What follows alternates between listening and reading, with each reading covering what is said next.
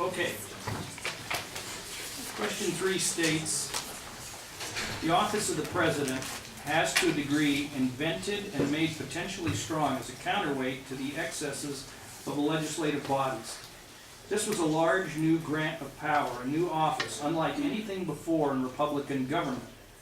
What was new or different about the office of president devised at the Philadelphia Convention? In what ways did the office of president differ from that of consuls, kings, royal governors, or prime ministers? And how did the framers try to achieve a balance between an energetic executive and limited government? You may begin anytime. Thomas Jefferson said in 1807 that history, in general, only informs us of what bad government is. These abuses have been endured most infamously under the hand of the executive authority. Voices of the people were lost under King George III. Corruption permeated China's Ming Dynasty. Debt proliferated under Louis XIV. Colonists had to be submissive to royal governors, and society crumbled under the ancient Roman councils. With this precedent, the framers found it necessary to create a new executive office, revolutionary and inextricably tied to the needs of the people. Theodore Roosevelt stated that the president is almost a king and a prime minister rolled into one. We disagree due to the distinct differences the presidency has. Alexander Hamilton stated in Federalist 69 that a national revolution was necessary to overthrow the King of Great Britain, contrasting what the Constitution called for in a peaceful revolution every 4 years, as displayed in 1800 with the peaceful change of power from the Federalists to the Jeffersonian Republicans. Kings and royal governors derive their power from a divine right, whereas presidents must not only be separate from religious tests, as stated in Article 6, but also derive their power from the Electoral College in Article 2, Clause 1, and in turn, the people, who are stated in Brutus 1 as the fountain of all power. Prime ministers, though more similar to the president, still differ heavily in some respects. Montesquieu stated that there can be no liberty when the executive and legislative powers are united in the same person. This is displayed in a parliamentary system in which the prime minister is the head of the parliament. Following Montesquieu's idea of the separation of powers, the framers created a system of checks and balances to separate the president from Congress and the Supreme Court to reduce possible abuses. The Prime Minister is also heavily accountable to Parliament, and that can be removed quickly with a motion of non-confidence. John F. Kennedy stated after the failed Bay of Pigs invasion to the director of the CIA that, if this were a parliamentary system, then I would have to resign. But since it's not, you have to resign. This displays the authority of the President, in which he isn't constantly accommodating the wishes of 535 members of Congress, but that of the people. To maintain an energetic yet limited executive, the framers laid many checks on the powers given to the president. Congress has the power over the purse of the government under Article 1, Section 8, and therefore can cut funding to presidential acts. This was seen in the Foreign Assistance Act of 1974, which limited all military funding for the government of South Vietnam, which thus ended the Vietnam War. Also, Article 2, Section 2, Clause 2 states that all appointments and treaties the President makes must be approved by the Senate. In addition, the Supreme Court can review the constitutionality of his actions, as seen in Youngstown Sheet & 2 Company v. Sawyer, where they ruled that Congress must approve the President's decision to take control of a private institution. Today, the media provides an additional check on the president's actions that the framers did not foresee. The media's attention on the president in the 24-hour news cycle holds him continually accountable, as seen in President Obama's suggestion to appoint Susan Rice to Secretary of State, who, through critical media scrutiny, was never formally appointed. Although there were many checks on the executive power, the framers still intended for the president to have energy. Hamilton said in Federalist 70 that energy in the executive is a leading character in the definition of a good government. The framers did not want to revert to a system seen in the Articles of Confederation in which no executive was present. They defined the president in Article 2 as commander-in-chief and the head of the executive department, with the ability to make treaties and executive appointments and to veto proposed bills. These enumerated powers are broadly defined and have led to an expansion of presidential power over time, as seen through Presidents Jackson, Lincoln, and Franklin Roosevelt. The framers designed a president that was limited yet energetic enough to guide our country through unpredictable waters. As Henry Adams stated in 1847, the president resembles a commander of ship at sea. He must have a helm to grasp, a course to steer, a port to seek. Thank you.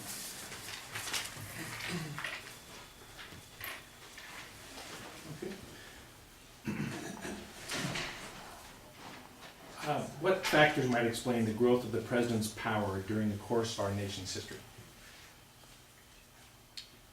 When writing the Constitution, the framers envisioned George Washington as becoming the first president because he led the troops during the Revolutionary War.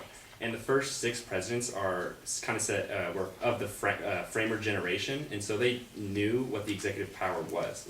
However, following that with Andrew Jackson, he kind of took it on his own self to define what the president was to him through his use of like veto power that was never seen before.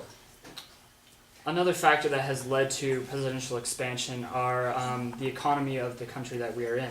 One of the great examples was the Great Depression, in which FDR proposed the New Deal, eventually brought them out of this depression, but he greatly expanded the executive power almost too far in some cases. Social issues and crises have also allowed for the expansion of presidential power. This was seen when Eisenhower had to use executive order to send military troops into Little Rock, Arkansas, to enforce the Brown versus Board of Education decision.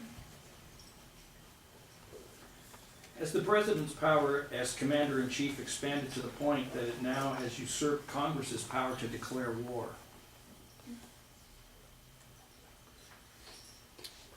That is very true. The past 6 wars, as some call them, have been more considered conflicts in that the president has not necessarily ever declared war because Congress has to approve that. He has just declared a conflict. So issues such as the Iraq War and the Korean War were not necessarily wars, they were just conflicts. So yes, the Congress does essentially not have any more power over declaring war.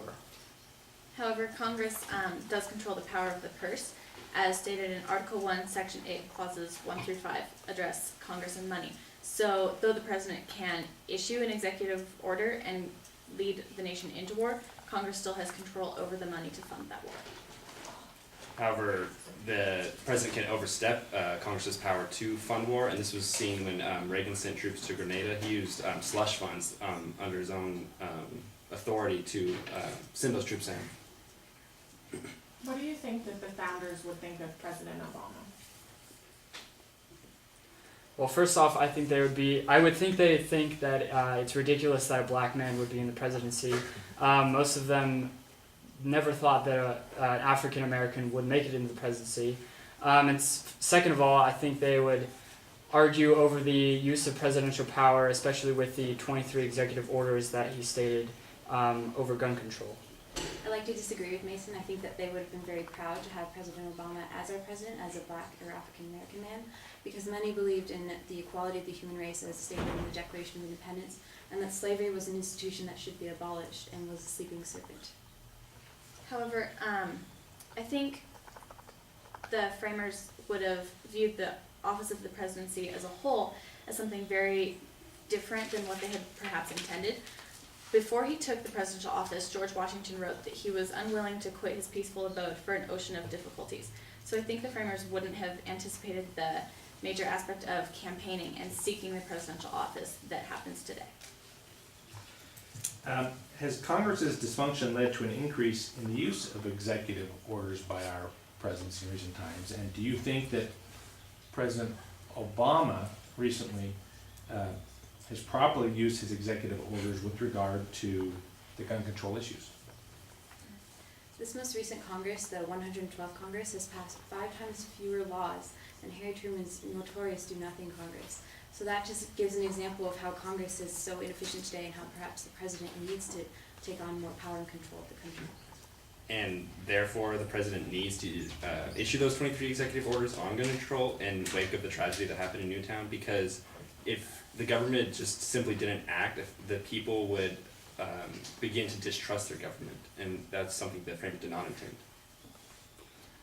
As of yesterday, Congress announced that they wanted to address immigration reform and change some of the policies. President Obama also came out and stated that if Congress doesn't do anything, he's going to propose his own plan and try to get that through legislation. So this shows how, even though the Congress says they're going to do something, the president is still wanting to get that through. Is the president the head of state, head of government, or both?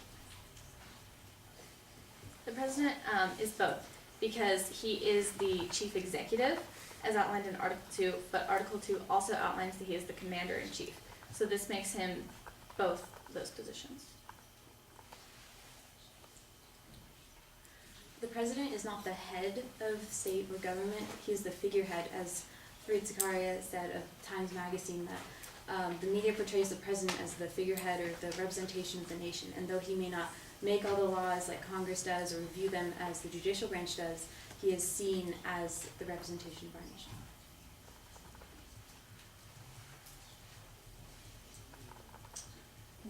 Why might presidents be less vulnerable to public opinion than prime ministers?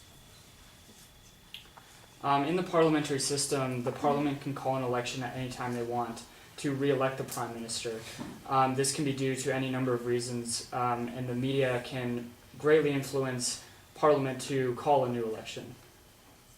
Additionally, while the prime minister is also part of the legislative branch, so he or she is equal to those other members of parliament in a sense, the president can make use of the bully pulpit they have within the White House to use the media and their authority over the legislative branch to an extent.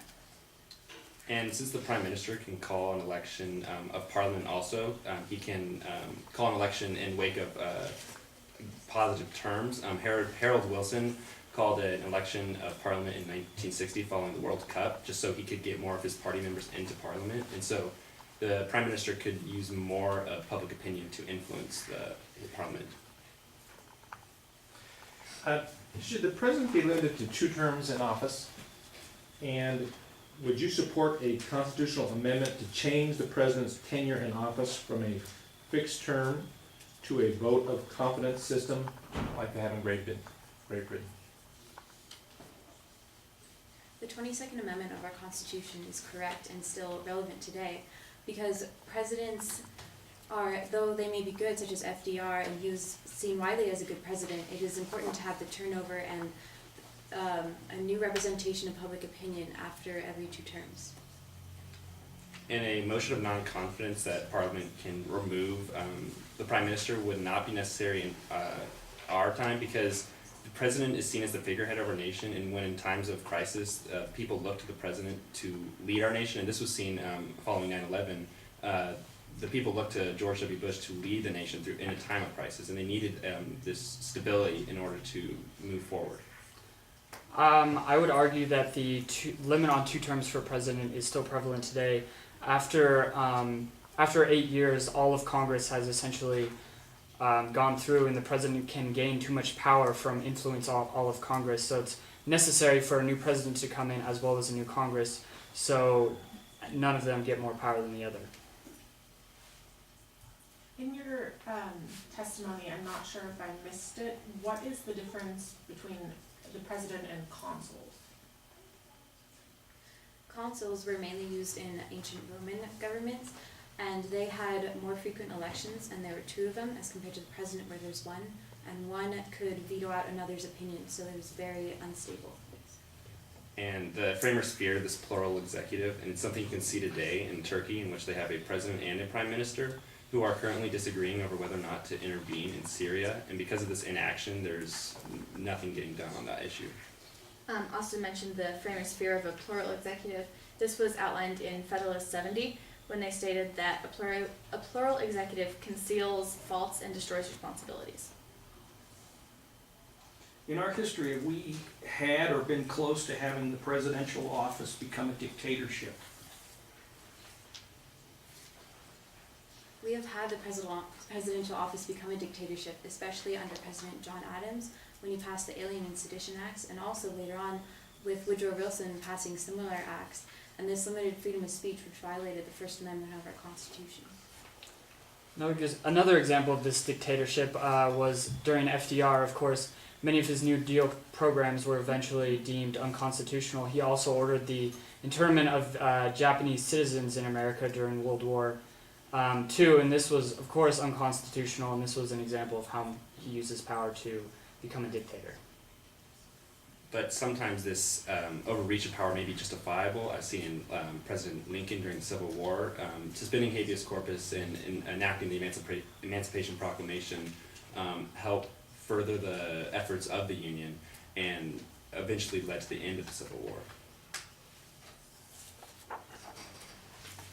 Very good.